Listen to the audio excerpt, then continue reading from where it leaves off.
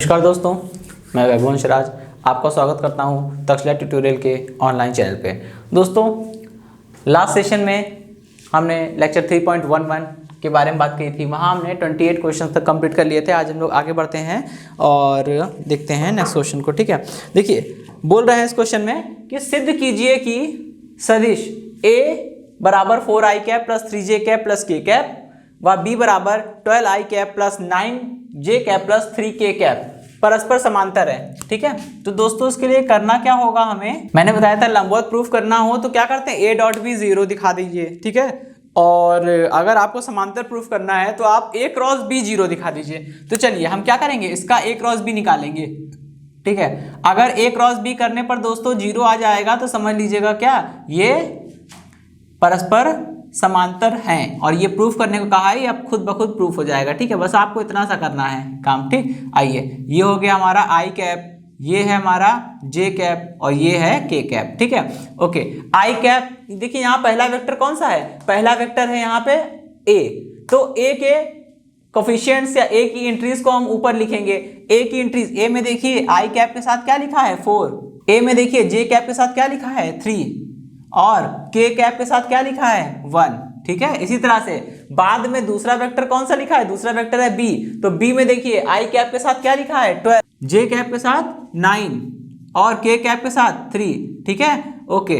अब आइए इसको सॉल्व करते हैं थोड़ा सा। ठीक, देखिए सबसे पहले आई कैप के बारे में बात करते हैं। आई कैप कहाँ आ रहा है, फर्स्ट रो में आ रहा है और फर्स्ट कॉलम में आ रहा है। सपोज करिए आपने इन दोनों को हाइड कर लिया, उन्हीं को हाइड करते हैं दोस्तों जिसमें वो आ रहा हो पर्टिकुलर थिंग। ठीक है, यहाँ पे आई कैप के बारे में पहले हम आई कैप का कोफिशिएंट लिखेंगे। तो आई कैप देखिए फर्स्ट रो में आ रहा है, जो हॉरिजॉन्टल होती है वो रो होती है, जो वर्टिकल होते हैं वो कॉलम्स होते हैं। ठीक है, तो फर्स्ट रो फर्स्ट कॉलम में आ रहा है, इसको हटा दीजिए। कितने 4 अंक बचे, इसको इससे मल्टीप्लाई करिए पहले, तो कितना होगा 3 3 9, ठीक है 3 3 9 माइनस लगेगा और फिर इसका इससे मल्टीप्लाई 9 1 9। ठीक है, ये आ गया। ठीक, अब हम बात करेंगे जे कैप के लिए। तो जब जे कैप के लिए बात करते हैं तो जे कैप का साइन हम लोग निगेटिव लेते हैं। एक्चुअली ये अल्टरनेट चलता है। अगर यहाँ पे 4 होता, यहाँ पे एक और कॉलम होता तो पहला प्लस दूसरा माइनस तीसरा प्लस चौथा माइनस। ठीक है, अल्टरनेट चलता है प्लस माइनस करके। तो जे वाला जो टर्म है, जे वाला जो टर्म वो माइनस में ही आएगा। ठीक, पहले वाले यहाँ पे एक माइनस होगा। आप देखते हैं यहाँ अंदर क्या आता है। ठीक है, जे जो है वो फर्स्ट रो में आ रहा है और सेकंड कॉलम में आ रहा है, इसको हाइड कर लीजिए। कितने लोग बचे, ये 4 बचे, इसका इससे मल्टीप्लाई करिए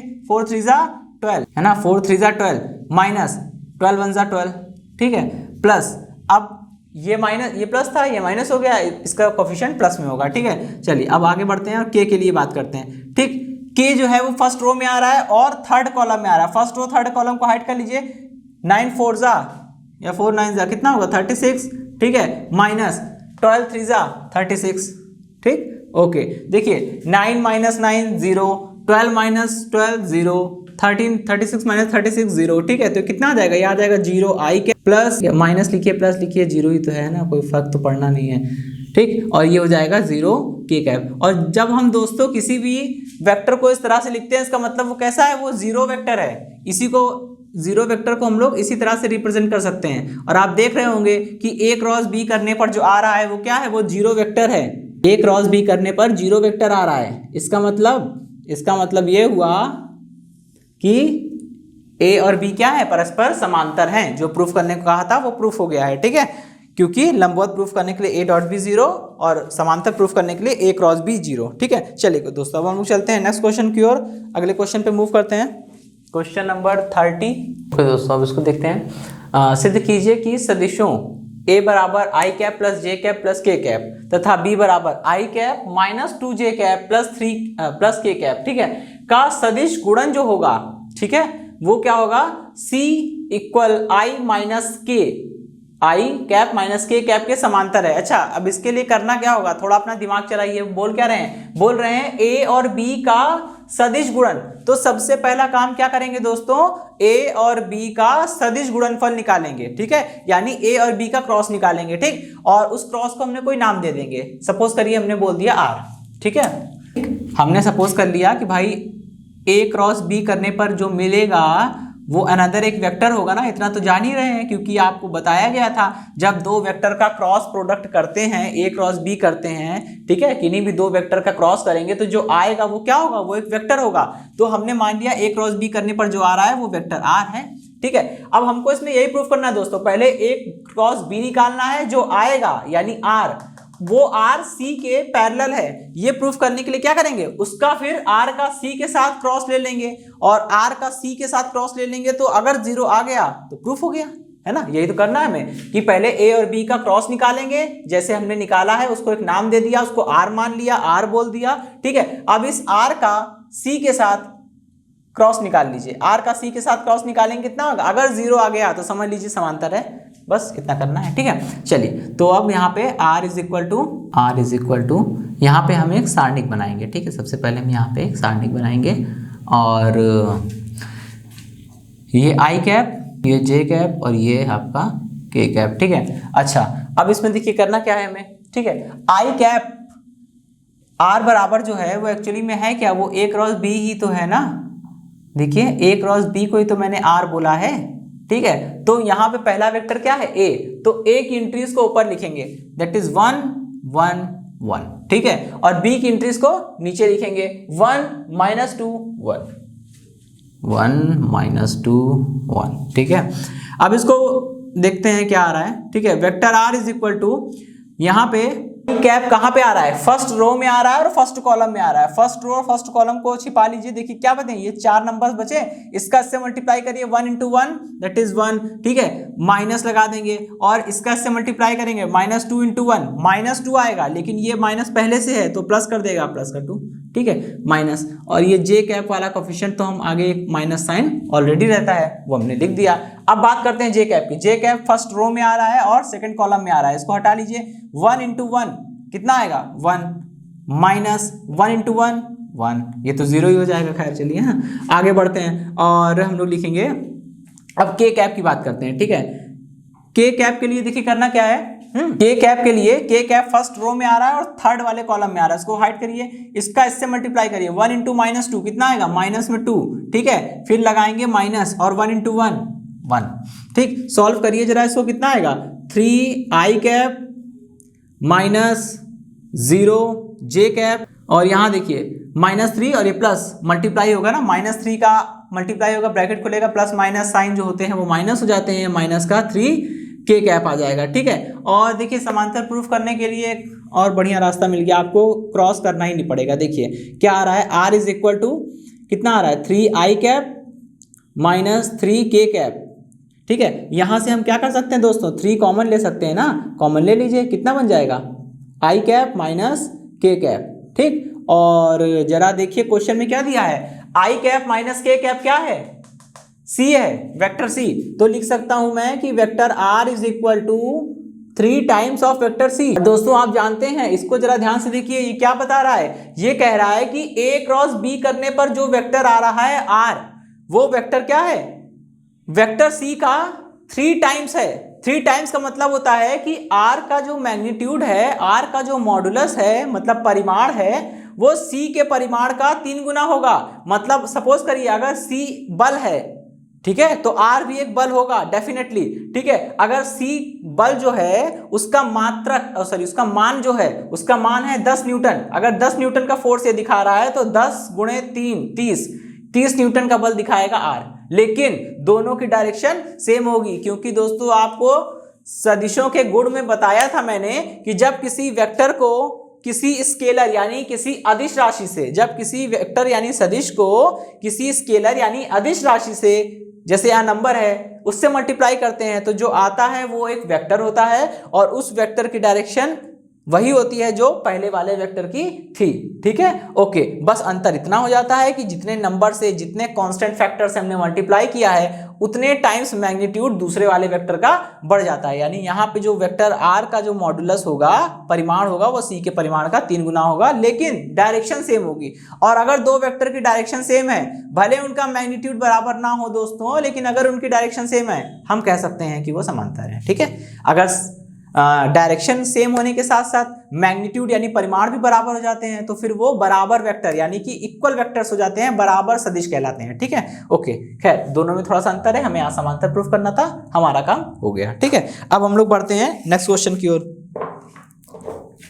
इस क्वेश्चन में क्या बोल रहे हैं, 19.6 मीटर ऊंचाई पर स्थित एक बिंदु से एक गोली जो है वो 50 मीटर पर सेकेंड के क्षैतिज वेग से और दूसरी बंदूक से उसी प्रकार की गोली, उसी प्रकार का मतलब क्या है, दोनों गोलियों का वजन एक ही होगा, दोनों गोलियों का आकार एक ही जैसा होगा, उसी प्रकार का ये मतलब है। ठीक, सेम वेट और सेम साइज और शेप। ठीक है, उसी प्रकार की एक दूसरी गोली चलाई जाती है उसका, लेकिन उसका वेग दोस्तों अलग है, उसका वेग है 100 मीटर पर सेकेंड। ठीक है, के वेग से चलाई जाती है। ठीक, क्या दोनों गोलियां पृथ्वी से टकराएगी? देखिए अब इसका सोल्यूशन करने से पहले, ठीक है, हमको यहाँ पे थोड़ा सा एक डायग्राम बनाना पड़ेगा। ठीक है, हाँ देखिए क्या लिखा है, 19.6 मीटर ऊंचाई से।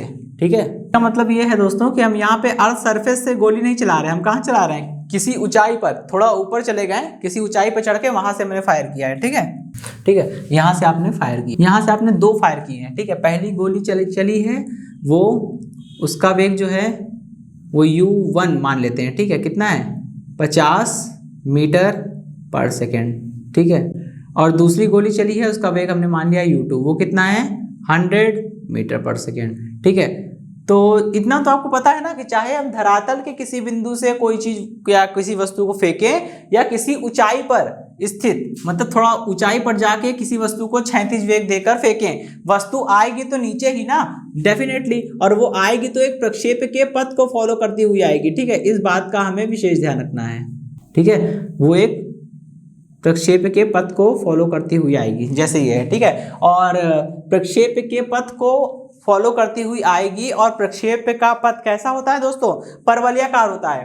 तो इसमें देखिए पहले वाले प्रश्न का और लास्ट वाले प्रश्न का तो उत्तर मिल गया कि क्या दोनों गोलियां, पहले में पूछ रहे हैं क्या दोनों गोलियां पृथ्वी से टकराएगी, ऑफ कोर्स बिल्कुल टकराएगी। ठीक है, वो इसलिए क्योंकि आपने यहां से फायर किया है, तो भले आपने उसको क्षैतिज वेग दिया है, दैट इज ओके, लेकिन नीचे की ओर गुरुत्वीय त्वरण तो काम कर रहा है, तो क्या होगा, जैसे जैसे गोली आगे बढ़ेगी इसका जो पाथ है, इसका जो पथ है, रास्ता जो है वो बिल्कुल हॉरिजॉन्टल ना होकर नीचे की ओर थोड़ा सा शिफ्ट होने लगेगा, और रिजल्टेंट जो पाथ होगा, रिजल्टेंट जो पथ होगा वो कैसा होगा, वो एक परवलय के आकार का होगा, क्योंकि प्रक्षेप गति यही तो होती है। ठीक है, तो दोनों वस्तुएं नीचे तो आएगी, है ना, और कभी ना कभी कहीं ना कहीं पृथ्वी पर टकराएगी। तो पहले वाले प्रश्न का उत्तर मिल गया यस। ठीक है, ठीक, और देखिए सेकंड वाले पार्ट में क्या पूछ रहे हैं, या चलिए पहले थर्ड वाला पार्ट भी लिख लेते हैं। ठीक है, थर्ड वाले पार्ट का जवाब क्या है, दोनों गोलियों का मार्ग कैसा होगा, मार्ग कैसा है, परवलयाकार होगा ना, क्योंकि ये प्रक्षेप गति कर रहा है।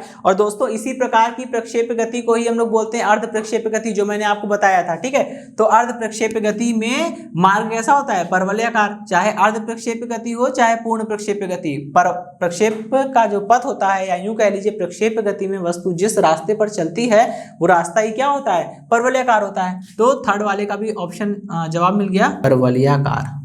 ठीक है, ओके, चलिए अब हम बात करते हैं सेकंड वाले पॉइंट की। ठीक है, सेकंड वाले पॉइंट में क्या बोल रहे हैं, यदि टकराएंगी दोनों गोलियां तो कितने समय पश्चात और कौन सी पहले टकराएगी। ठीक है, ओके, चलिए तो सबसे पहले हम इसके लिए हम काम क्या करें, हम इसके लिए ये काम करें कि दोनों गोलियों के लिए समय निकालें। ठीक है, ये देखिए कि पहली गोली कितने समय में टकराई और दूसरी गोली कितने समय में टकरा रही है। ठीक है, इतना अगर हम कर ले जाते हैं तो हमें पता चल जाएगा कि दोनों कितने समय बाद टकराई और हमारा जवाब मिल जाएगा। ठीक है, चलिए तो हम बात करते हैं, पहले देखेंगे पहली गोली के लिए। देखिए पहली गोली के लिए न्यूटन की गति की द्वितीय समीकरण से, यहाँ दूसरी समीकरण क्यों लगा रहे हैं दोस्तों, क्योंकि जरा सोचिए हमें दिया क्या गया है, हमारे पास केवल ऊंचाई दी है हमें और क्षैतिज वेग दिया है, और हमसे पूछ रहे हैं नीचे आने में कितना समय लगेगा। पहली बात मैंने आपको बताया था, प्रक्षेप गति में 2 तरह के मोशन होते हैं एक साथ, 2 तरह की गतियां एक साथ होती, तभी तो प्रक्षेप गति को हम लोग एक समतल में गति के रूप में पढ़ते हैं, स्ट्रेट लाइन में मोशन यानी कि सरल रेखा में गति के रूप में नहीं पढ़ते हैं, क्योंकि ये चैप्टर हमारा है समतल में गति। समतल में गति का मतलब ही हो गया 2D में मोशन। ठीक है, तो यहाँ पे 2 डायरेक्शन में एक साथ मोशन हो रहा है, हॉरिजॉन्टल डायरेक्शन यानी क्षैतिज दिशा में भी गति हो रही है और ऊर्ध्वाधर दिशा में भी गति हो रही है। इस चीज का प्रमाण आपको इससे मिल सकता है। देखिए वस्तु शुरुआत में कहाँ थी, धरातल से इतनी ऊंचाई पर थी, अंत में कहाँ पहुंच गई, बिल्कुल धरातल में पहुंच गई। इसने ऊर्ध्वाधर दिशा में दूरी तय करी ना, बिल्कुल कितनी दूरी तय की, उसने ऊर्ध्वाधर दिशा में 19.6 मीटर की दूरी तय की है, ठीक है, ऊर्ध्वाधर दिशा में 19.6 मीटर की दूरी तय की है। और क्षैतिज दिशा में कुछ ना कुछ दूरी तय करेगा। ये कैसे पता चला, हमने जब इसको फेंका था तो वस्तु यहाँ पर थी, बाद में ये क्षैतिज दिशा में ट्रेवल करते हुए इतनी दूर पहुंच गई, तो ये जो दूरी है वो क्षैतिज दूरी है, ये ऊर्ध्वाधर दूरी है। तो सिंपल है, मतलब वस्तु ने क्षैतिज दिशा में भी तय की दूरी, यहाँ से उठ के यहाँ पहुंच गई, ऊर्ध्वाधर दिशा में भी तय की, ठीक है। तो लेकिन हमको काम क्या करना है, हमको केवल ऊर्ध्वाधर दिशा में समीकरण को अप्लाई करना है यहाँ के लिए। ऐसा इसलिए कर रहे हैं क्योंकि हमको ऊर्ध्वाधर दिशा में चली गई दूरी पता है, ना कि क्षैतिज दिशा में चली गई दूरी, ठीक है। इसलिए हम न्यूटन के समीकरण को अप्लाई करेंगे। अच्छा, न्यूटन का समीकरण कहता क्या है, S is equal to ut plus half AT square, ठीक है। अब जरा ध्यान दीजिएगा दोस्तों, यहाँ पे ऊर्ध्वाधर दिशा की बात हो रही है, हम गति की समीकरण लगा रहे हैं लेकिन ऊर्ध्वाधर दिशा में गति के लिए, ठीक है। तो ये देखिए कि वर्टिकल डायरेक्शन हमने कितनी दूरी ट्रेवल की भाई, जब आखिरी में वस्तु आके जमीन पे गिर जाएगी तो वस्तु ने वर्टिकल डायरेक्शन में कितनी डिस्टेंस ट्रेवल की होगी, इतनी डिस्टेंस तो ट्रेवल की होगी ना। तो यानी कि s की जगह क्या रख देंगे, s की जगह पे हम इसकी हाइट रख देंगे h, ठीक है। और u क्या होता है दोस्तों, u होता है प्रारंभिक वेग यानी इनिशियल वेलोसिटी। लेकिन वर्टिकल डायरेक्शन में मोशन की बात हो रही है तो वेलोसिटी भी कौन सी लेंगे, वर्टिकल डायरेक्शन में वेलोसिटी। और आप खुद बताइए, हमने तो उसको हॉरिजॉन्टल डायरेक्शन में वेलोसिटी दी थी, हमने तो उसे क्षैतिज वेग दिया था ना, ऊर्ध्वाधर वेग तो दिया नहीं था। तो ऊर्ध्वाधर दिशा में यानी वर्टिकल डायरेक्शन में इनिशियल वेलोसिटी यानी प्रारंभिक वेग कितना हो जाएगा, 0 हो जाएगा। तो यहाँ पे u की जगह क्या रख देंगे, 0 इंटू टी, ठीक, प्लस अब देखिए 1/2 और यहाँ पे a की जगह पे क्या आ जाएगा, g आ जाएगा।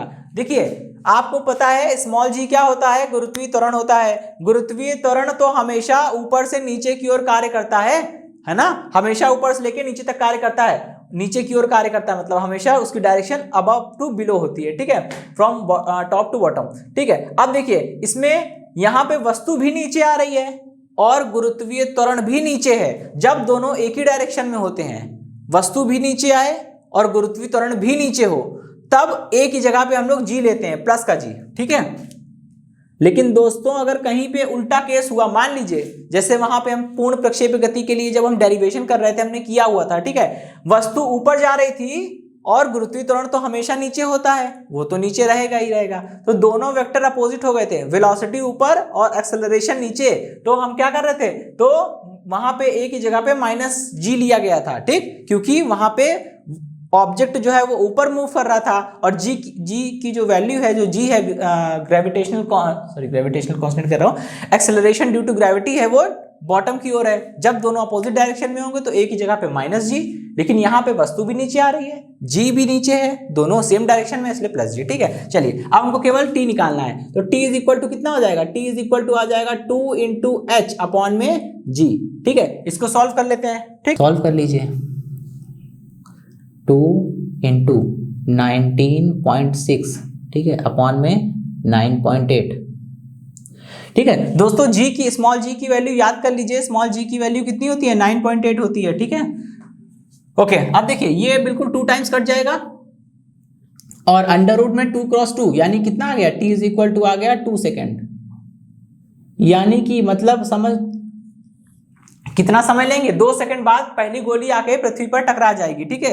ये तो पहली गोली के लिए बात हो गई। अब बात करते हैं सेकंड के लिए, ठीक है, दूसरी गोली के लिए न्यूटन की गति की द्वितीय समीकरण से, ठीक है। कितना हो जाएगा, h is equal to ut plus half AT square, ठीक है। चलिए h इज इक्वल टू कितनी वैल्यू है यहाँ पे, h की जगह पे, अच्छा ये तो मैंने डायरेक्ट अप्लाई कर दी ना, चलिए पहले हम इक्वेशन लिख लेते हैं, ठीक है। अब ये s की जगह पे h आ जाएगा, क्योंकि वर्टिकल डायरेक्शन में चली गई दूरी मतलब ऊंचाई के बराबर ही तो दूरी तय करेंगे भाई। जब वस्तु को आपने यहाँ से फेंका, फाइनल वो जमीन पर आ गई, तो वस्तु ने वर्टिकल डायरेक्शन में कितनी दूरी ट्रेवल की होगी, इतनी डिस्टेंस ट्रेवल की होगी, जो कि h के बराबर है। तो हम यहाँ पे h रख दे रहे हैं, ठीक है। u 0 है भाई, वर्टिकल डायरेक्शन में इनिशियल वेलोसिटी 0 है, क्योंकि जब वस्तु को हमने फेंका था उसके पास केवल क्षैतिज दिशा में वेग था, ऊर्ध्वाधर दिशा में कोई वेग नहीं था, मतलब ऊर्ध्वाधर दिशा में 0 वेग था, 0 वेलोसिटी थी, ठीक है।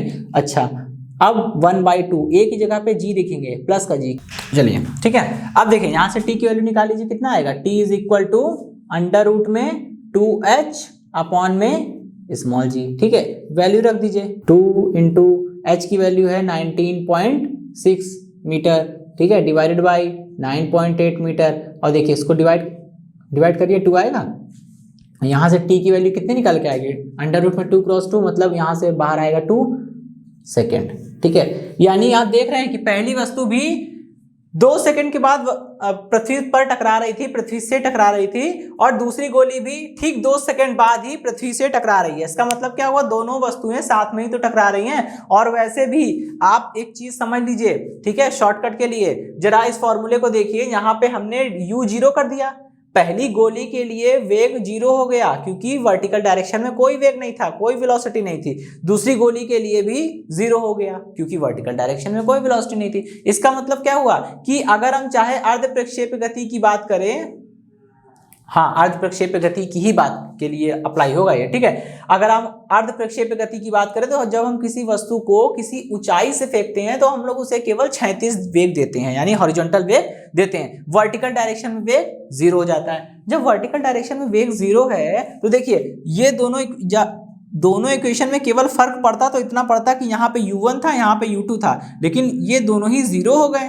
तो ये दोनों इक्वेशन एक जैसी हो गई। इसका मतलब ये हुआ कि अगर कोई वस्तु, ठीक है, अगर कोई वस्तु चाहे मतलब किसी भी वेग से फेंकी जाए, ठीक है, वो दोनों एक ही बिंदु कह रहा हूं, एक ही समय अंतराल पर आकर पृथ्वी से टकराएगी। ठीक, ओके, चलिए अब हम मूव करते हैं नेक्स्ट क्वेश्चन की ओर। देखिए इसमें क्या बोल रहे हैं, 40 मीटर ऊंचाई, मतलब वही केस है, ठीक है, जो मैंने पहले बनाया था पहले वाले क्वेश्चन में, है ना। ये जो हाइट है वो आपकी 40 मीटर हो गई है ना, कोई बात नहीं। अब यहाँ क्या कर रहे हैं, 40 मीटर ऊंची मीनार से एक गोला 36 दिशा में फेंक रहे हैं दोस्तों। मतलब इसे इनिशियली हम क्या कर रहे हैं, हॉरिजॉन्टल वेलोसिटी दे रहे हैं, ना कि वर्टिकल वेलोसिटी। ठीक है, इस चीज का ध्यान रखिएगा। इसके हॉरिजॉन्टल वेलोसिटी दिया गया u is equal to 20 metre पर सेकेंड। ठीक है, 20 मीटर पर सेकेंड की वेलोसिटी से हमने इसे फेंक दिया। ठीक, यह कितने समय पश्चात तथा मीनार से कितनी दूरी पर पृथ्वी से टकराएगा।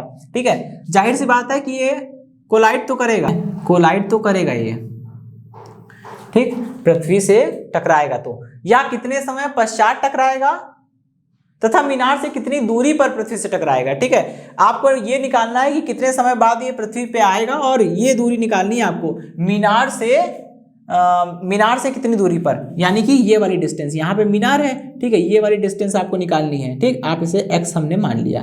ठीक, तो यहाँ पे हम एक लॉजिक लगा सकते हैं। ठीक है, हम जरा ये देखिए, x निकालना है। x क्या है, हॉरिजॉन्टल डायरेक्शन में ट्रेवल की गई डिस्टेंस, तो हॉरिजॉन्टल डायरेक्शन में ट्रेवल की गई डिस्टेंस हम आसानी से निकाल लेंगे, दैट इज ओके। ठीक है, लेकिन सबसे पहले हमें टाइम निकालना है। ठीक है, तो टाइम निकालिए सबसे पहले, क्योंकि अगर आप टाइम नहीं निकालेंगे तो आपको यहाँ पे जब आप x की कैलकुलेशन करेंगे तो आपको टाइम चाहिए होगा भाई, है ना। तो पहले हम टाइम निकालेंगे, ये निकालेंगे कि कितने समय बाद ये पृथ्वी पर आएगी ये वस्तु। ठीक है, तो टाइम निकालने के लिए क्या करेंगे दोस्तों, आप जान ही रहे हैं, वर्टिकल डायरेक्शन में इक्वेशन ऑफ मोशन को अप्लाई करेंगे। ठीक है, दिशा में वस्तु की गति के लिए न्यूटन की गति के द्वितीय समीकरण से। ठीक है, जब हम लोग वर्टिकल डायरेक्शन की बात कर रहे हैं तो ध्यान रखिएगा, सभी चीज हम लोग वर्टिकल डायरेक्शन की ही लिए ही, मतलब वर्टिकल डायरेक्शन के लिए ही लेंगे। ठीक है, ऐसा नहीं है कि वर्टिकल डायरेक्शन के लिए मोशन की बात हो रही है और डिस्टेंस ले लिया हमने हॉरिजॉन्टल डायरेक्शन की, ऐसा कुछ नहीं करना है। वर्टिकल डायरेक्शन में मोशन की बात हो रही है तो वेलोसिटी वर्टिकल डायरेक्शन की लेंगे, चाहे इनिशियल हो चाहे फाइनल हो। ठीक है, हाइट, अच्छा, वर्टिकल डायरेक्शन में डिस्टेंस का मतलब हाइट से ही होता है। देखिए वर्टिकल डायरेक्शन में ये डिस्टेंस हाइट के ही तो बराबर है। ठीक है, तो उस चीज को भी ध्यान में रखना है। ठीक, सबसे पहले इक्वेशन लिखते हैं, s इज इक्वल टू कितनी होती है, ut plus half at square. ठीक है, ऑब्जेक्ट नीचे आ रहा है, acceleration due to gravity that is small g, वो भी नीचे है, दोनों सेम डायरेक्शन में है तो एक ही जगह पे प्लस g लिखेंगे। ठीक है, और s जो है मतलब वर्टिकल डायरेक्शन में ट्रेवल्ड डिस्टेंस, और वर्टिकल डायरेक्शन में जो ट्रेवल की गई डिस्टेंस है वो क्या है, वो h के बराबर है। तो यहाँ पे क्या आ जाएगा दोस्तों, यहाँ पे h आ जाएगा। और u क्या है, u होता है इनिशियल वेलोसिटी, लेकिन हम बात कर रहे हैं वर्टिकल डायरेक्शन में मोशन की, तो u जो है वो वर्टिकल डायरेक्शन में इनिशियल वेलोसिटी होगी। ठीक, तो वर्टिकल डायरेक्शन में इनिशियल वेलोसिटी जरा देखिए, है ही नहीं, क्योंकि वर्टिकल इनिशियल पोजीशन में जब हमने उसको प्रोजेक्ट किया था, हमने उसको फेंका था, तो उसके पास केवल हॉरिजॉन्टल डायरेक्शन में वेलोसिटी थी, यानी हॉरिजॉन्टल वेलोसिटी थी, वर्टिकल वेलोसिटी है ही नहीं। जब वर्टिकल वेलोसिटी नहीं है दोस्तों, तो मतलब वर्टिकल वेलोसिटी क्या है, जीरो है। तो यहां पे जीरो रख देंगे और टी की जगह पे टी रहेगा, ठीक। एक्चुअली मुझे टी की वैल्यू ही तो निकालनी है ना, और यहाँ ए की जगह पे हम जी रख देंगे, ठीक है, क्योंकि ऑब्जेक्ट भी नीचे आ रहा है और स्मॉल जी भी नीचे काम करता है, ठीक है। कितना आ जाएगा, यहाँ से जरा टी की वैल्यू निकालिए, कितना हो गया, अंडर रूट में 2h अपॉन में g, ठीक है। सॉल्व करिए जरा, कितना हो जाएगा, 2 इंटू 40 अपॉन में g की वैल्यू कितनी है, g की वैल्यू यहाँ दे रखे हैं 9.8, कोई बात नहीं 9.8। अब देखिए इसको थोड़ा सा चालाकी से सॉल्व करिए ना, कितना हो जाएगा, ये हो जाएगा 2 इंटू, यहाँ से पॉइंट हटा के ऊपर एक जीरो बढ़ा सकता हूँ ना, कितना हो जाएगा 400 अपॉन में 98, ठीक। अब देखिए इसको कट करिए जरा, कितना आएगा 49, अब आपको दिख रहा होगा, ठीक है। t इज इक्वल टू कितना हो जाएगा, अंडर रूट में 400 अपॉन में 49, ठीक है, और ये दोनों ही अंडर रूट के बाहर आ जाएंगे, ठीक। कितना आ जाएगा, यहां से t इज इक्वल टू निकल के आएगा 20, क्योंकि 400 का जो अंडर रूट होता है, 400 का जो स्क्वायर रूट होता है वो कितना होता है, 20 होता है, ठीक है। और इसका हो गया 7, डिवाइड करिए, कितना आ जाएगा फाइनल आपका आंसर आ जाएगा t इज इक्वल टू 1 नहीं 7 दूनी 14 ना, 2 फिर बचेगा 6 और जीरो लग जाएगा, दशमलव लगाएंगे वहां जीरो बढ़ जाएगा, 60 हो जाएगा, और 8 सत्ते 56 है ना, 8 बार जाएगा, ठीक है, 56 और 4 बचेगा, जीरो लगेगा, कितना हो जाएगा, ये हो जाएगा 5 बार जाएगा, ठीक है, 35, 5 बचा, करीब इतना काफी है, ठीक है। तो कितना आ जाएगा 2.85, तो यहां मैं लिख दे रहा हूं 2.85 सेकेंड, है ना। t इज इक्वल टू कितना आ जाएगा 2.85 सेकेंड, देखा, अंडर रूट से ऐसे बचिए, पेयर बना के आराम से उसको निकाल लीजिए, ठीक है। अब बात करेंगे हम लोग सेकंड वाले पार्ट की, क्षैतिज दिशा में चली गई दूरी, ठीक है। तो माना क्षैतिज दिशा में चली गई दूरी x है, तब तो आप एक बात जान लीजिए, मैं पहले बता चुका हूं, ठीक है। क्षैतिज दिशा में तो कोई त्वरण कार्य कर नहीं रहा है, ठीक है, क्षैतिज दिशा में कोई भी त्वरण कार्य नहीं कर रहा है, क्योंकि इस गति में केवल एक त्वरण है, वो है गुरुत्वीय त्वरण, वो ऊर्ध्वाधर यानी वर्टिकल डायरेक्शन में काम कर रहा है, और हॉरिजॉन्टल डायरेक्शन में कोई भी एक्सेलरेशन, कोई भी त्वरण नहीं है। और जब हॉरिजॉन्टल डायरेक्शन में कोई भी त्वरण नहीं है, मतलब वहां पे आप चाल बराबर दूरी बटे समय लगा सकते हैं। दोस्तों अंतर समझिएगा, अंतर समझना बहुत जरूरी है। चाल बराबर दूरी बटे समय हम लोग तब लगाएंगे जब वस्तु में किसी भी प्रकार का त्वरण ना हो, ठीक है, और हमको दिख भी रहा है कि क्षैतिज दिशा में कोई त्वरण नहीं है, इसलिए हम क्षैतिज दिशा में क्या कर सकते हैं, चाल बराबर दूरी बटे समय का कॉन्सेप्ट यहां पर लगा सकते हैं, क्योंकि इस केस में, प्रक्षेप गति के केस में, क्षैतिज दिशा में, हॉरिजॉन्टल डायरेक्शन में कोई भी त्वरण कार्य नहीं कर रहा है, ठीक है। तो चलिए, तो चाल बराबर दूरी बटे समय से दूरी बराबर क्या होगा, चाल गुणे समय है, ओके। और देखिए यहाँ पे चाल कौन सी है, ये जब हम दूरी ले रहे हैं, ये दूरी निकालनी है भाई साहब, ठीक है, एक्स निकालनी है दूरी, एक्स का मतलब क्षैतिज दिशा में दूरी, और जब क्षैतिज दिशा में दूरी निकाल रहे हैं तो यहाँ पे हम लिख लेते हैं क्षैतिज दूरी, ठीक है, ताकि आपको थोड़ा सा समझ में आए कि हम क्या बात कर रहे हैं, ठीक है। क्षैतिज दूरी, ठीक है, इज इक्वल टू क्षैतिज दूरी इज इक्वल टू, जब क्षैतिज दूरी निकाल रहे हैं तो चाल भी तो क्षैतिज होगी, है ना, क्षैतिज चाल इनटू समय। अब बताइए क्षैतिज चाल कितनी है 20, ठीक है, तो ये हो गया 20, और समय ये मत रखिएगा, कैलकुलेशन बढ़ जाएगा, ये रखिएगा 20/7, ठीक है, 20/7 कितना हो जाएगा, ये हो जाएगा 400 डिवाइडेड बाय 7, ठीक है। भाग करिए इसको, 5 सत्ते 35, और फिर इसके बाद यहाँ पे 5 आएगा, 50 बन जाएगा, 7 सत्ते 49, एक बचेगा, जीरो लग जाएगा, 10 एक बार जाएगा, 3 बचेगा और जीरो लग जाएगा, 7 चौके 28, 2 बचेगा और फिर जीरो लगेगा, और करीब ये आ जाएगा 7 दूनी 14, करीब इतना आएगा, ठीक है, 57.14, इतना सफिशिएंट है डेसिमल के 2 प्लेस तक, है ना। चलिए, और इसको हमने बोला था x, तो हमने बोल दिया x बराबर इतना ये आएगा, और मीटर इसकी यूनिट जो है वो मीटर होगी, क्यों, क्योंकि सब कुछ MKS में रखा है दोस्तों, तो जवाब भी किस में आएगा, MKS में आएगा, ठीक है। चलिए अभी मैं आगे बढ़ता हूं और इस क्वेश्चन को रफ करता हूं, नेक्स्ट क्वेश्चन पे बढ़ते हैं हम लोग। बोल रहे हैं क्षैतिज दिशा में 100 मीटर पर सेकंड के वेग से उड़ते हुए एक वायुयान, मतलब हवाई जहाज या कुछ भी आप मान लीजिए, ठीक है, से 2000 मीटर की ऊंचाई से एक पिंड छोड़ा जाता है। अब ये दोस्तों यहाँ पे दो चीजें दी गई आपको, लेकिन बड़ी ही चालाकी के साथ देखिए किया क्या जा रहा है। पहले तो जान लीजिए पृथ्वी तल से 2000 मीटर ऊपर कोई एक प्लेन उड़ रहा है, ठीक है। उस प्लेन की हॉरिजॉन्टल वेलोसिटी कितनी है, 100 मीटर पर सेकेंड, ओके। और उस चलते हुए वायुयान से एक पिंड, एक वस्तु को ड्रॉप कर दी गई, ठीक है। तो बोल रहे हैं ज्ञात कीजिए कि पिंड को पृथ्वी तक आने में लगा समय और पृथ्वी तक गिरने में पिंड द्वारा चली गई 36 दूरी। दोनों ही सेम केस है, ठीक है। यहां पे वही केस है कि आपको ठीक है, ये प्लेन उड़ रहा है और यहाँ पे आपका ये अर्थ सरफेस है, ठीक है। और ये जो हाइट है, ये आपको हाइट दे रखी है कितनी, ये हाइट है 2000 मीटर, ठीक है। अब प्लेन है तो ऊपर उड़ेगा ही, ठीक है, ओके। और यहां से आपने कोई ऑब्जेक्ट को ड्रॉप किया और आपकी जानकारी के लिए बताया गया है कि इसका जो हॉरिजॉन्टल वेग है, हॉरिजॉन्टल वेलोसिटी है, वो 100 मीटर पर सेकेंड है, ठीक है। अच्छा, अब यहां से जब आप कोई ऑब्जेक्ट ड्रॉप करेंगे दोस्तों, चलती हुई चीज से अगर आप कोई भी ऑब्जेक्ट ड्रॉप करेंगे तो उस ऑब्जेक्ट के पास हॉरिजॉन्टल वेलोसिटी वही होगी जो इस ऑब्जेक्ट की है। यानी आपने जब एक ऑब्जेक्ट को फेंका होगा तो ये ऑब्जेक्ट कुछ ऐसे गिरेगा, ठीक है।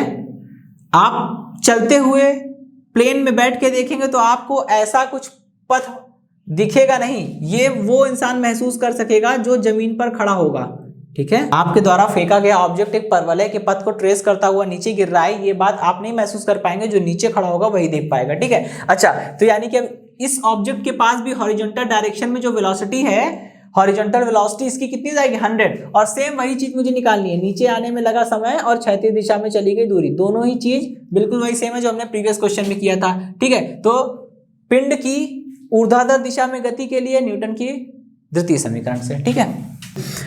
H इज, पहले यहाँ एस लिखता हूँ, ठीक है।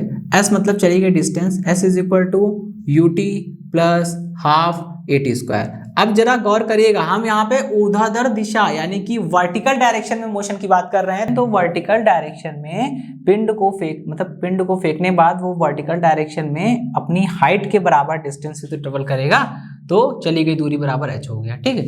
और u होता है प्रारंभिक वेग। प्रारंभिक वेग वर्टिकल डायरेक्शन में इनिशियल वेलोसिटी, यानी वर्टिकल डायरेक्शन में प्रारंभिक वेग तो कोई था ही नहीं, क्योंकि उसके पास केवल हॉरिजॉन्टल वेलोसिटी थी, क्षैतिज वेग था, तो ऊर्ध्वाधर वेग कितना हो जाएगा 0, यहाँ पे रख दिया 0 × t, ठीक, प्लस 1/2। और देखिए वस्तु नीचे आ रही है और त्वरण भी नीचे काम कर रहा है, मतलब वस्तु नीचे आ रही है, त्वरण भी नीचे है, तो a की जगह पे क्या रखेंगे g, ठीक है, और t स्क्वायर, ठीक। अब यहाँ पे आप रख दो t की वैल्यू निकाल लो, आप कितने आ जाएगा, यह आ जाएगा 2h डिवाइडेड बाई g, ठीक है, ओके। इसको जरा सॉल्व करते हैं, ये हो जाएगा 2 × ये हाइट कितनी है 2000 अपॉन में 9.8 दिया है, ठीक है। चलिए अब देखिए यहाँ से पॉइंट हटा के हम एक 0 बढ़ा सकते हैं, तो कितना हो जाएगा, ये हो जाएगा 2 × 2000 के बाद एक 0 और बढ़ गया और ये 98 हो गया, ठीक है। अब देखिए इसको सॉल्व करने के लिए आप इसको 2 से डिवाइड कर दीजिए, ये आ जाएगा 49, ठीक। और t इज इक्वल टू कितना हो गया, t इज इक्वल टू हो गया, ये जो बचा है इसको मैं ऐसे लिख सकता हूँ 2 × 10,000, ठीक है, अपॉन में 49। और 10,000 का जब आप अंडर रूट लेंगे, 10,000 का जब आप अंडर रूट लेंगे, देखिए कितना आएगा, ये आ जाएगा आपका, यहाँ से आपका ये 100 आ जाएगा और √2 को आप ऐसे ही रहने दीजिए, अपॉन में 49 का हो जाएगा 7, ठीक है। इसको आप सॉल्व कर लीजिएगा, जो आएगा वो आंसर हो जाएगा, ठीक। सेकंड सॉल्व करने की भी जरूरत नहीं, इतना भी अगर आप छोड़ देंगे ना कैलकुलेट, वहाँ एग्जाम में न्यूमेरिकल का मतलब कैलकुलेशन से नहीं होता है, बस आप कॉन्सेप्ट ग्रैब कर पा रहे हैं कि नहीं ये देखना होता है, ठीक है। आप लॉजिक लगा पा रहे हैं कि नहीं, कैलकुलेशन में टाइम वेस्ट कराना पर्पस नहीं होता है, ठीक है। चलिए इसको सॉल्व कर लेंगे, t का आंसर ये t इतना सेकंड आ जाएगा, ठीक है। अब बात करते हैं, देखिए 36 दिशा में चली गई दूरी, ठीक है, तो माना, ठीक है, 36 दूरी बराबर 36 वेग इंटू समय, 36 दूरी है x इज इक्वल टू 36 वेग कितना है 100 मीटर पर सेकेंड, तो ये हो गया 100, ठीक है, इंटू टाइम कितना दिया हुआ है, मतलब वो टाइम जितने समय में वस्तु ऊपर से लेके नीचे तक आ रही है, या यूं कह लीजिए वस्तु को पृथ्वी तक आने में जो समय लग रहा है वो समय चाहिए यहाँ पे, और वो मैं निकाल चुका हूँ, कितना आया था 100 × √2 अपॉन में 7, ठीक है। तो इसको सॉल्व कर लेंगे, जो भी आएगा वो आंसर हो जाएगा मीटर में आपका, ठीक है, ओके। तो चलिए दोस्तों अब हम लोग बढ़ते हैं नेक्स्ट क्वेश्चन की ओर। क्वेश्चन नंबर 34, इसमें देखिए बोल रहे हैं 30 मीटर पर सेकेंड के वेग से क्रिकेट की गेंद फेंकी जाती है। ठीक है, ओके। अब देखिए बोल रहे हैं 36 धरातल पर अधिकतम परास बताइए तथा उन दो दिशाओं को बताइए जिनमें गेंद को फेंकने पर परास 45 मीटर हो। ठीक है, अब देखिए इसमें दो क्वेश्चन पूछे गए हैं। ठीक, पहले वाले क्वेश्चन में तो, और एक और चीज दोस्तों, यहाँ पे ऐसा तो कुछ नहीं बोला गया ना कि पृथ्वी तल से इतनी ऊंचाई पर जाने के बाद वहां से शूट किया गया, ऐसा कुछ तो नहीं बोला गया है। मतलब ये क्रिकेट की गेंद पृथ्वी तल से ही फेंकी गई, पृथ्वी तल से फेंकी गई है और वापस पृथ्वी तल पे आएगी। यानी ये कौन सी गति होगी, अर्ध या पूर्ण? ये पूर्ण प्रक्षेप्य गति है, क्योंकि अर्ध प्रक्षेप्य गति तब होती है जब हम धरातल से किसी ऊंचाई तक पहुंच जाए और वहां से वस्तु को फेंकें। ठीक है, लेकिन यहाँ ऐसा नहीं हो रहा है। यहाँ धरातल पर खड़े खड़े क्रिकेट की गेंद फेंकी है और क्रिकेट की गेंद ऐसे ऊपर जाएगी फिर नीचे आएगी और ये एक परवलय के पथ को पूरा करेगी, पूरा परवलय बनेगा और ये पूर्ण प्रक्षेप गति होगी। ठीक है, और पूर्ण प्रक्षेप गति के न्यूमेरिकल आसान हो जाते हैं क्योंकि हम वहां पे डायरेक्ट अप्लाई किए हुए फॉर्मूले को मतलब डायरेक्ट ड्राइव किए हुए फॉर्मूले को अप्लाई कर सकते हैं। ठीक है, चलिए तो यहां लिखेंगे, हम जानते हैं कि 36 परास का मान निम्नलिखित होता है। ओके, और R इज इक्वल टू कितना होगा formula, U square sine 2 theta upon में G। ठीक, इतनी चीज आ गई समझ में। अच्छा, अब देखिए इसमें अधिकतम बोला गया है, तो अधिकतम कब होगा, इसमें U तो कांस्टेंट हो गया। अगर आपने एक बार वस्तु को फेंक दिया तो U तो बदलेगा नहीं, G वैसे भी नहीं बदलेगा, केवल और केवल साइन 2 थीटा पे ही है। और साइन 2 थीटा या साइन के साथ कोई भी एंगल लिखा हो उससे भी मतलब नहीं होता है। साइन का अधिकतम मान कितना होता है, +1। तो जब साइन अपने अधिकतम मान पे होगा यानी साइन 2 थीटा की पूरे की वैल्यू हो जाएगी 1, तब ये R का मैक्सिमम वैल्यू मिलेगी। तो उसे बोलेंगे R मैक्स। मैक्स मतलब मैक्सिमम वैल्यू कितना आएगा, R मैक्स बराबर U स्क्वायर अपॉन G। और यही पूछ रहा है अधिकतम परास पूछ रहे हैं। ठीक है, मतलब मैक्सिमम वैल्यू पूछ रहे हैं, फाइंड आउट कर लीजिए। R max is equal to U की जगह ये रखिए 30 का स्क्वायर, ठीक है, अपॉन में G कितना है, यहाँ पे G 10 दिया हुआ है, 10 रख लीजिए। ठीक है, तो R max is equal to ये कितना हो जाएगा 30 इंटू 30। ठीक है, 30 दो बार लिखा है ना, स्क्वायर है तो, और ये हो जाएगा 10। एक जीरो से एक जीरो कट जाएगा, कितना आएगा, R max is equal to 3 3 जा 9, एक जीरो, ये कितना आ गया 90 मीटर। यानी मैक्सिमम रेंज कितनी होगी, अधिकतम परास होगा 90 मीटर। ठीक है, ये तो फर्स्ट वाला पार्ट हो गया। अब आइए हम लोग सेकंड वाले पार्ट की ओर मूव करते हैं। ठीक है, चलिए सेकंड वाले पार्ट में क्या बोल रहा है, उन दो दिशाओं के बारे में बताइए या उन दो दिशाओं को बताइए। देखिए दिशा बताने का पूछ रहा है, मतलब वो कोण जानना चाह रहा है। अब सेकंड पार्ट में आपसे बोल रहा है कि ऐसे दो कोणों को बताइए जब गेंद को फेंकने पर परास 45 हो, या उल्टा इसको बोले तो अगर हमें 45 मीटर का परास चाहिए, हम चाहते हैं कि 36 परास हमारा केवल कितना हो जाए 45 मीटर का हो जाए, तो उसे किन दो दिशाओं में हम फेंक सकते हैं वो निकालना है। ठीक है, तो चलिए वो बोल रहे थे किस कोण पर फेंके कि परास कितना हो जाए 45 हो जाए। माना गेंद को थीटा कोण पर फेंकने पर परास कितना होगा 45 मीटर होगा। हम थीटा की वैल्यू निकाल लें, और एक बार थीटा निकाल लिया तो एक दिशा अगर हमें मिल गई है थीटा, तो दूसरी दिशा कौन सी हो जाएगी 90 माइनस थीटा। क्योंकि दोस्तों आपको पता है प्रक्षेप में वस्तु को चाहे आप थीटा कोण पर फेंकिए चाहे आप 90 माइनस थीटा कोण से फेंकिए, वस्तु का परास उतना ही होता है। ठीक है, तो हमें उतना ही परास चाहिए, हमें दोनों केस में क्या चाहिए 45 मीटर का ही परास चाहिए। अगर हमें एक कोण मिल गया तो दूसरा कोण तो 90 माइनस थीटा करके मिल ही जाएगा। ठीक है, खैर चलिए तो हम फॉर्मूला लगाएंगे, R इज इक्वल टू कितना हो जाएगा U square sine 2 theta upon में G। अब देखिए यहाँ पे R की वैल्यू रख दीजिए 45।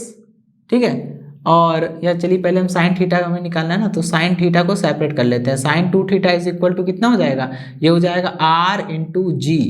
ठीक है, डिवाइडेड बाय U स्क्वायर। ठीक, देखिए sine 2 theta is equal to, ठीक, R कितना है, R हमें 45 मीटर चाहिए, हमें परास कितना चाहिए 45 मीटर चाहिए, तो यहाँ रख दिया 45, और G की वैल्यू कितनी दी है 10, और U स्क्वायर कितना है 30, और स्क्वायर करना है तो 30 इंटू 30 लिख दिया। देखिए कितना होगा, एक जीरो से एक जीरो कैंसिल हो जाएगा, और ये 15 2 जा 30, 15 3 जा, ठीक है, और ये 3 से 3 भी कट जाएगा, तो कितना बचेगा, केवल बचेगा sine 2 theta is equal to कितना बचेगा, केवल 1/2 बचेगा, 3 से 3 भी कट रहा है। ठीक है, और sine 2 theta is equal to 1/2, तो 2 थीटा इज इक्वल टू कितना आ जाएगा, ये आ जाएगा 30 डिग्री।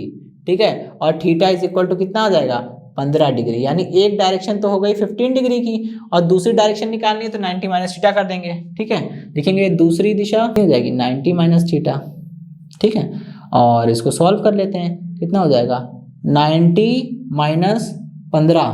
ठीक, कितना हो गया ये हो जाएगा 75 यानी 75। ठीक, तो दूसरी दिशा हमारी कितनी आ जाएगी, पहली दिशा ये हो गई, दूसरी दिशा हमारी 75, यानी आप 36 से 15 डिग्री पर फेंके या 36 से 75 डिग्री पर फेंके, दोनों केस में क्या होगा, वस्तु 45 मीटर दूर जाकर ही गिरेगी।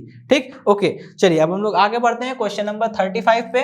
अब दोस्तों देखिए इस क्वेश्चन में क्या बोल रहे हैं, एक पुल से एक पत्थर 36 से नीचे की ओर, मतलब हॉरिजॉन्टल डायरेक्शन से नीचे को 30 डिग्री बनाते हुए फेंका गया है। ठीक, जैसे दिखाया जा रहा है, नीचे की ओर 30 डिग्री कोण पर फेंका गया है। ठीक, और वस्तु का वेग जो है, ये पत्थर का वेग जो है वो कितना है, 25 मीटर पर सेकेंड। ठीक है, ओके, अब बोल रहे हैं यदि पत्थर 2.5 सेकेंड में, नीचे कोई पानी बह रहा होगा। ठीक है, यहाँ पानी है, पानी में जाके वो टकराया। ठीक, तो आपको बताना है कि जल के पृष्ठ से, यानी जल के पृष्ठ ऊपरी सरफेस से ये मीनार की ऊंचाई है ना, पुल की ऊंचाई कितनी है, ये पुल है, यहां से फेंका गया है। ठीक, चलिए अब देखिए इसमें आपको करना क्या है, हमको ऊंचाई ही तो निकालनी है, मतलब कौन सी डिस्टेंस निकालनी है, वर्टिकल डायरेक्शन की डिस्टेंस निकालनी है। गुड दोस्तों, वर्टिकल डायरेक्शन की डिस्टेंस निकालनी है। अब इतना दिमाग तो काम कर रहा होगा कि वर्टिकल डायरेक्शन की डिस्टेंस निकालनी है, तो हमें करना क्या है, हमें वर्टिकल डायरेक्शन में ही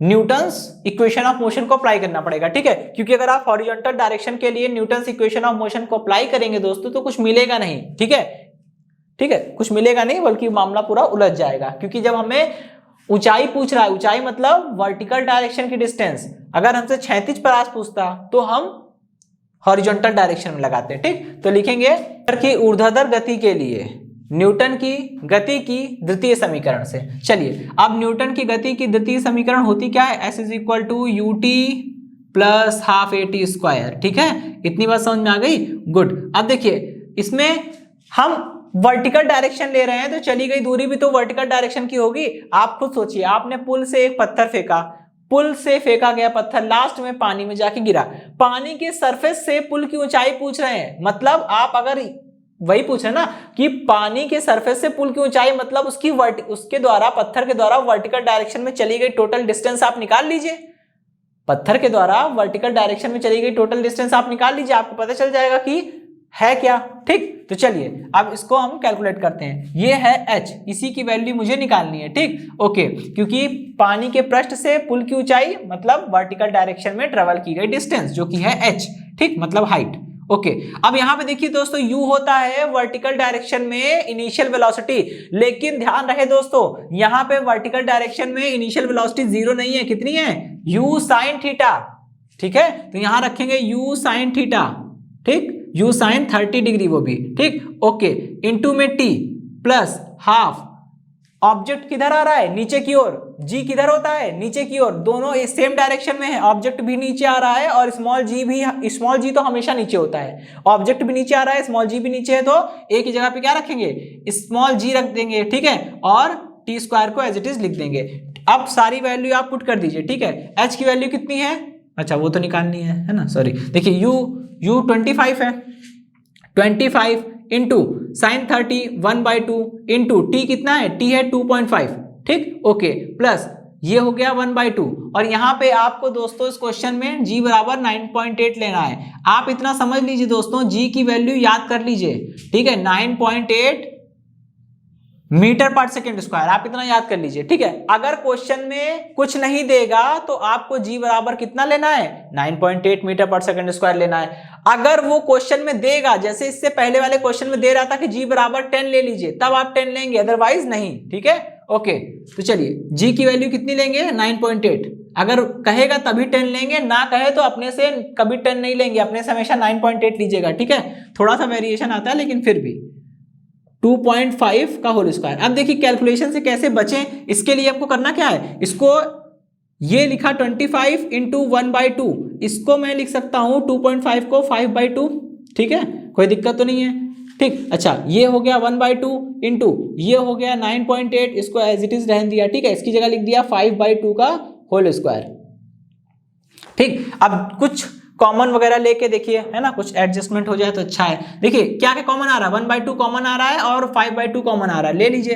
1/2 कॉमन ले लिया और 5/2 कॉमन ले लिया, ठीक है। यहाँ कितना बचा, यहाँ केवल बचेगा 25 प्लस यहाँ कितना बचेगा 9.8, ठीक, और इंटू में बचेगा 5/2 भी बचेगा, ठीक है। अच्छा अब इसको सॉल्व करना है, क्या करेंगे, यहाँ दशमलव हटाइए, 100 बढ़ाइए, मतलब 10 बढ़ाइए नीचे, ठीक है। कितना हो जाएगा, ये टोटल हो गया 5/4, ठीक है, 5/4। और इधर देखिए ये हो गया 25 और इसको हम लोग लिख सकते हैं 98 डिवाइडेड बाई 10, ठीक है, इंटू में 5/2, ठीक है। अच्छा और देखिए कितना हो जाएगा, ये 5 2 जा घट जाएगा, ठीक है। अब एलसीएम ले लीजिए, एलसीएम लेने पर कितना आएगा, ये आएगा 5/4 और इधर एलसीएम ले लीजिए, कितना हो जाएगा 25 प्लस 98। अब यहाँ पे आ जाइए, ठीक है, h इज इक्वल टू कितना हो जाएगा, ये है 5/4, एलसीएम ले लीजिए, कितना हो जाएगा 100 प्लस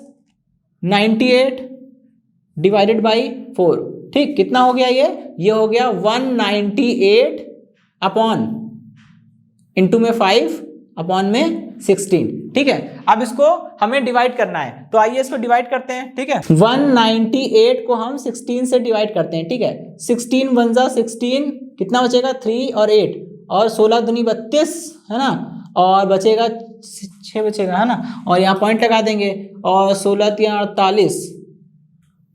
48 हो जाएगा, कितना बचेगा 12, एक 0 बढ़ाएंगे, ठीक है, और 12.3, चलिए 12.3 2 डेसिमल तक प्लेस तक काफी है, ठीक है। 12.3 इंटू 5, इसको आप मल्टीप्लाई कर लीजिए तो अप्रॉक्सीमेट कितना आएगा, h इज इक्वल टू आ जाएगा 5 3 15, ठीक है, और एक कैरी लगेगा यहाँ पे, 5 दूनी 10 1 11, एक यहाँ पे 5 1 5 और 1 6, ठीक है, ये करीब आ जाएगा 61.5 मीटर, ठीक है, यानी ऊंचाई कितनी हो जाएगी, ऊंचाई हो जाएगी 61.5 मीटर, ठीक।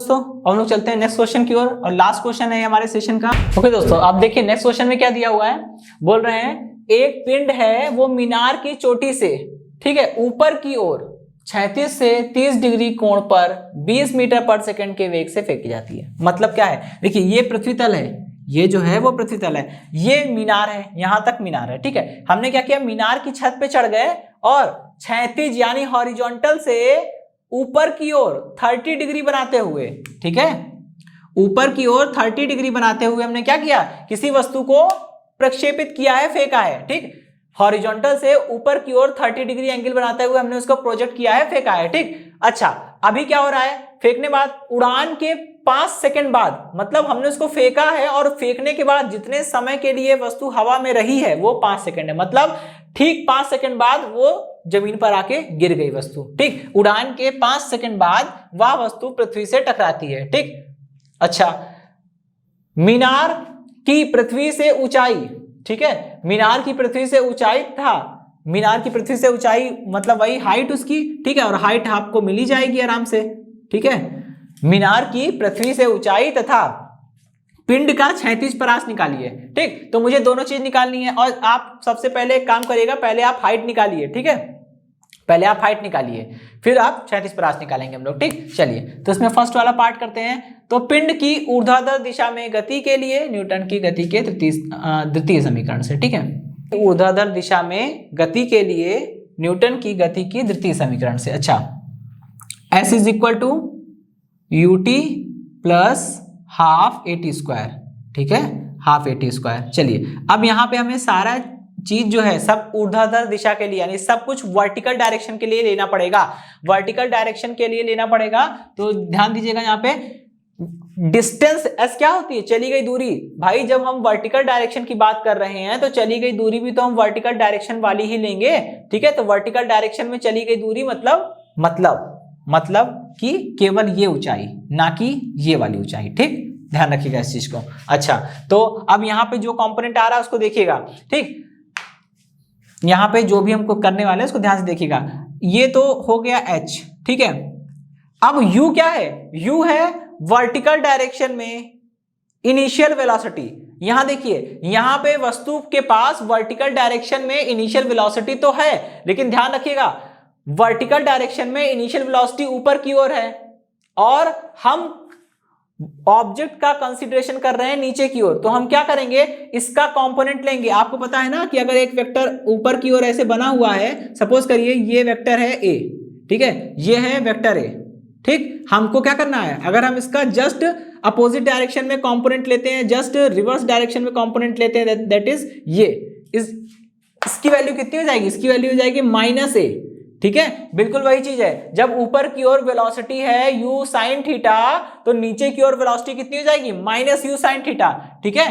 तो डाउनवर्ड वेलोसिटी कितनी हो जाएगी, डाउनवर्ड वेलोसिटी हो जाएगी -u sin थीटा, और डाउनवर्ड कंपोनेंट लिया गया है जानबूझ के, वो इसलिए क्योंकि ऑब्जेक्ट नीचे आ रहा है, तो हमें उसकी इनिशियल वेलोसिटी तो चाहिए, वर्टिकल डायरेक्शन में इनिशियल वेलोसिटी तो चाहिए, लेकिन कैसे, डाउनवर्ड डायरेक्शन में चाहिए। अपवर्ड डायरेक्शन में है तो उसका कंपोनेंट ले लिया जाएगा, और उसका कंपोनेंट ले लिया तो यहां पे माइनस साइन आ जाएगा, क्योंकि आपको पता है वेलोसिटी इज अ वेक्टर, और किसी भी वेक्टर का जब आप 180 डिग्री पर कंपोनेंट लेते हैं, बिल्कुल देखिए 180 एंगल है ना दोनों के बीच में, 180 डिग्री पर कंपोनेंट लेते हैं तो ज्यादा कुछ फर्क नहीं पड़ता, बस एक माइनस का साइन आगे आ जाता है। ये वेक्टर ए था तो ये बन जाएगा -a, ठीक, ओके। चलिए अब हम आगे बढ़ते हैं, ठीक है। तो यहां पे क्या रखेंगे, यहां पे रखेंगे -u sin 30 डिग्री, ठीक है, इंटू में t, ठीक, प्लस 1/2, और यहां पे ऑब्जेक्ट नीचे आ रहा है, स्मॉल g भी नीचे होता है, तो जब ऑब्जेक्ट भी नीचे आ रहा है, स्मॉल g भी नीचे है, तो क्या होगा, a की जगह पे क्या रखेंगे, g रखेंगे, a की जगह पे आप g पुट करेंगे, ठीक है, और यह हो गया हमारा t²।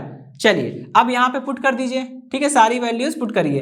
h की वैल्यू तो हमें निकालनी है, माइनस u की वैल्यू कितनी है 20, sin 30 की वैल्यू हो जाएगी 1/2, और t कितना दिया है, t आपको दिया है 5 सेकेंड, ये हो गया 5, प्लस 1/2 की जगह 1/2, g की वैल्यू कितनी है, इस क्वेश्चन में दोस्तों आपको g की वैल्यू दी गई है 9.8 मीटर पर सेकेंड स्क्वायर, ठीक है। तो ये कितना हो जाएगा, यहाँ पे हो जाएगा 9.8, और ये हो गया 5 का स्क्वायर, ठीक है। अब बस कैलकुलेशन बची है, देखिए कैलकुलेशन इसको करिए जरा, ये इसको काट, इससे कैंसिल हो जाएगा, आएगा 10, -10 इंटू 5 कितना आएगा, माइनस का 50, ओके, प्लस इधर देखिए 1/2, ठीक है, और इसको मैं लिख सकता हूं 98 डिवाइडेड बाई 10 इंटू 5 का स्क्वायर कितना हो जाएगा 25, ठीक, ओके।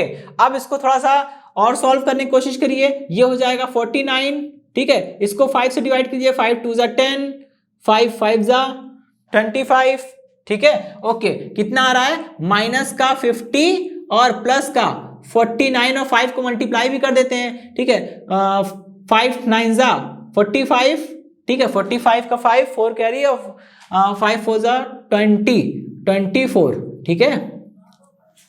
अच्छा, और अपॉन में कितना आएगा, 2 आएगा, अब ये 2 कैरी इधर जाएगा, एलसीएम ले लीजिए, माइनस का 100 प्लस का 245 डिवाइडेड बाई 2, ठीक, और फाइनल h की वैल्यू कितनी आ जाएगी, h की वैल्यू इसको सॉल्व करेंगे आएगा 145, 145 को 2 से भाग दीजिए, कितना आएगा, ये आएगा 72.5, ठीक है, 72.5, ठीक है, तो ये हो जाएगा 72.5 मीटर, ये हो जाएगी मीनार की ऊंचाई, ठीक है। आइए अब हम लोग सेकंड वाला पार्ट करते हैं। सेकंड पार्ट बहुत ही ज्यादा इजी है, हालांकि फर्स्ट पार्ट भी कुछ खास नहीं था, वो भी इजी था, लेकिन सेकंड पार्ट ज्यादा इजी है। ऐसा मैं इसलिए बोल रहा हूं क्योंकि देखिए क्या बोल रहे हैं, क्षैतिज परास। आप दोस्तों जानते हैं, आपको ये पता चल गया है कि वस्तु को या पिंड को नीचे आने में 5 सेकंड लग रहे हैं, ठीक है। वस्तु को नीचे आने में लगा समय आपको पता है, क्षैतिज वेग आपको पता है, करना ही क्या है, क्षैतिज दूरी बराबर क्षैतिज चाल इंटू समय। और ये वाला फॉर्मूला हम लोग क्यों लगाते हैं, यहां पर वर्टिकल डायरेक्शन की जब बात करते हैं तो Newton's law of motion, Newton's equation of motion को लगाते हैं, उसको अप्लाई करते हैं। लेकिन यहाँ पे हॉरिजॉन्टल डायरेक्शन में हम लोग डायरेक्ट चाल बराबर दूरी बटे समय यूज कर रहे हैं, क्योंकि हमने पिछले क्वेश्चंस में बताया था, ठीक है, जहां पर कोई भी त्वरण कार्य ना करे गति में त्वरण 0 हो, गति में त्वरण 0 हो, नो एक्सेलरेशन हो, ठीक है, तब आप वहां पे चाल बराबर दूरी बटे समय लगा सकते हैं। और दोस्तों प्रक्षेप गति पढ़ रहे हैं हम लोग, और प्रक्षेप गति में हॉरिजॉन्टल डायरेक्शन की दिशा में या हॉरिजॉन्टल डायरेक्शन में जो होता है, कोई भी एक्सेलरेशन काम नहीं करता है, कोई भी त्वरण नहीं लग रहा होता है, त्वरण केवल एक होता है, स्मॉल जी, गुरुत्वीय त्वरण, वो हमेशा नीचे की ओर होता है, ऊर्ध्वाधर दिशा में काम करता है, क्षैतिज दिशा में नहीं, ठीक, ओके। तो यहाँ पे लिखेंगे क्षैतिज परास इज इक्वल टू क्षैतिज वेग इनटू समय। ओके, क्षैतिज परास कितना है x और क्षैतिज वेग कितना है u cos थीटा, तो ये हो जाएगा u cos 30 डिग्री, ठीक है, इनटू में समय देना है, समय है यहाँ पे हमारा कितना है t, अब सबकी वैल्यू पुट करेंगे। चलिए x इज इक्वल टू कितना आ जाएगा, u कितना है 20 और cos 30 कितना होता है √3/2, ठीक है, और इनटू करना है, ठीक, और t कितना है, t आपका है, इसको हम लोग लिख सकते हैं 145, इसको हम लोग लिखेंगे 145/2, ठीक है, इसको हम लोग 145/2 लिख रहे हैं ताकि दशमलव से बच जाए, ठीक है, बचने के लिए ऐसा कर रहे हैं। अच्छा अभी कितना है, खैर बचेंगे तब भी नहीं, ठीक है, देखिए 2 2 जा 4 और इसको काट दिया है 5 टाइम्स हो गया, ठीक, और देखिए कितना बन रहा है, ये √3 है, इसको ऐसे ही छोड़ देंगे। अब इसका इससे मल्टीप्लाई करिए, 5 का 5 से मल्टीप्लाई कितना होगा 25 का हमने लिख दिया 5 यहाँ पे, ठीक है, 25 का हमने 5 यहाँ पे लिख दिया।